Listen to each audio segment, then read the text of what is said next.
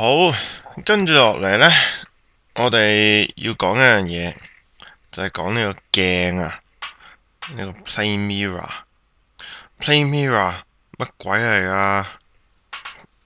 簡單啲，plane 你知道係咩啦，即係平啦。咁啊，一塊鏡咯，係啦，就係咁簡單。plane mirror 唔難了解啊。咁咧，plane mirror 其實係你話成唔成日考呢？一時時啊。但係就佢嘅概念呢，係基本功嚟嘅，必須要學得懂。咁啊，開始咯。我哋呢 plane mirror 去畫一啲嘢嘅時候呢，其實係有啲 steps 咁俾你去 follow 啦。首先呢，你要畫一件 object 嘅時候呢，即係我哋畫實際嗰件 object 嘅時候，我哋畫 O 呢兩咁或者 L 啦。咁然之後咧，通常咧個 image 咧，我哋都會 mark 佢做 I 啦。咁跟住啊，我哋點樣畫翻一件 object？其實我要畫嘅嘢好簡單嘅，我總之要畫到反射呢一條。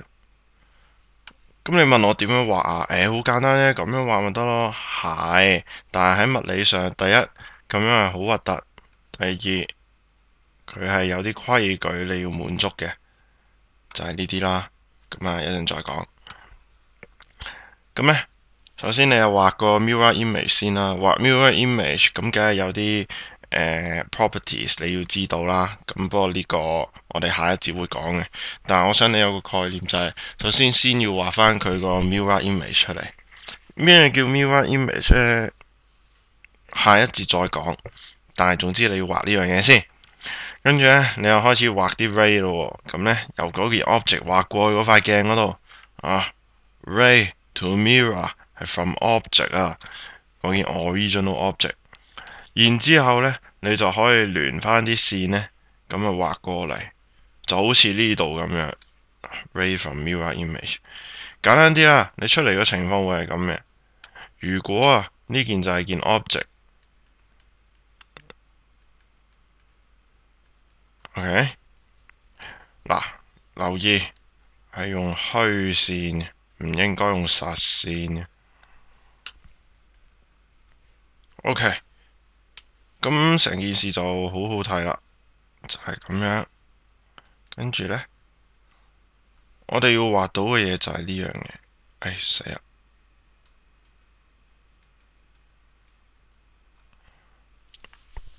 咁啊反射咗支嘢出嚟咯。嗱，咁不過呢個唔係好啱比例啊，因為其實應該對呢度，係啦。咁你咪反射咗碌嘢出嚟咯。嗱，呢碌正正就係呢碌啦。同樣道理，如果一點嘅話，又會點樣啊？呢個距離嘅問題，你知道我做緊乜？